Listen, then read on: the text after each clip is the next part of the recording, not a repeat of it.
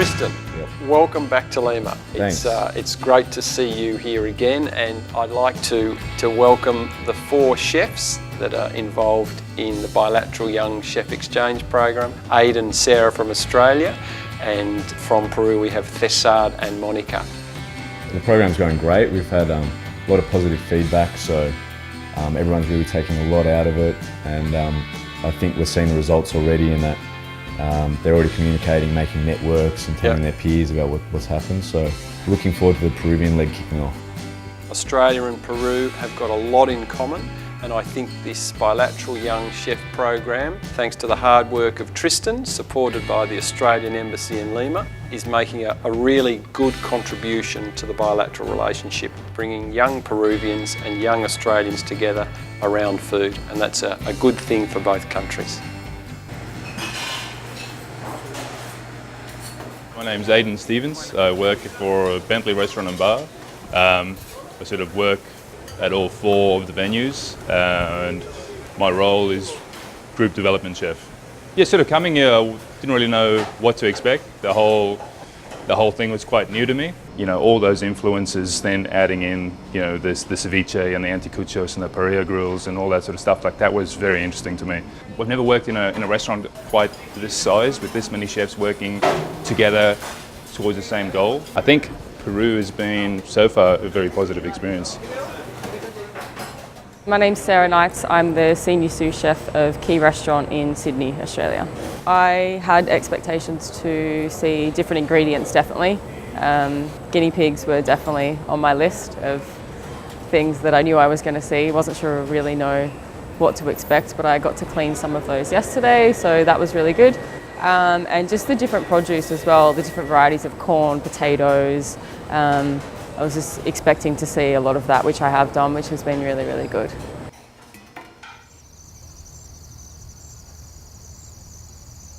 I think it's a really good project. I think it's a good way to sort of preserve, you know, all the different varieties, sort of bring it to the foreground so that people know what they have, what's around. I can understand the motivation behind trying to develop this into a commercial sense so that people have access to a different variety of chilies, or educated with what's around, the different flavours, different textures. I think people would be interested in using it. Also the flowers of the chili plants as well. We ate a few of those and they're really interesting.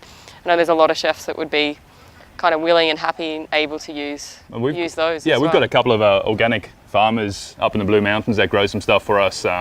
And they're always sort of asking us if there's anything that we want them to grow for us, anything that we've seen, anything that's interesting. And this is definitely something that we'll sort of be talking to them about, because it's not something that we have access to.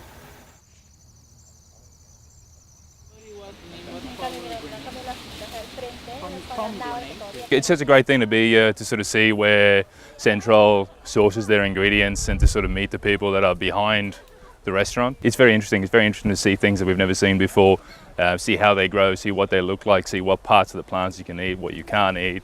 But I think the thing that you can probably take from this is the similarities in both the production and the relationship between chef and producer. I think the future is the relationship with the small producer.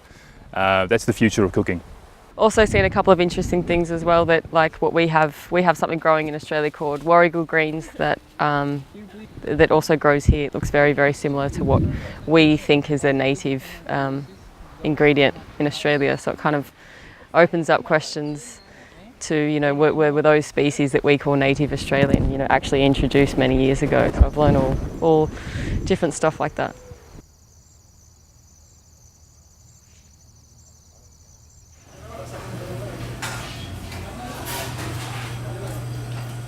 My experience here at Central has been amazing. I've got to meet a lot of new people. I've also got to learn a wealth of knowledge about different ingredients from the Amazon and the Andes, how they're cooked, prepared, grown.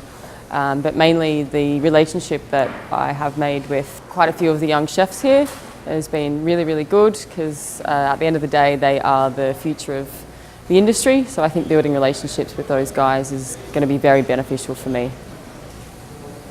Being part of the BYCEP program has been an incredible experience, and I would definitely recommend other young chefs here in Peru and in Australia to definitely apply and become part of this amazing BYCEP program. being part of this program, having access to local knowledge has sort of given us a different perspective of what Lima is, and maybe a truer perspective. You know, being involved in the kitchen, we've sort of seen a lot of techniques and a lot of ingredients we've never used before. Central, for instance, the philosophy here has been very interesting. It sort of opened my eyes a little bit on what you need to do in order to succeed. You know, these guys are sort of working so hard behind the scenes to get to where they want to be. If you're interested in learning, if you're someone that's passionate about cooking, passionate about seeing new things and developing yourself professionally, personally, I urge anybody who has the opportunity to do something like this to just take it and do it.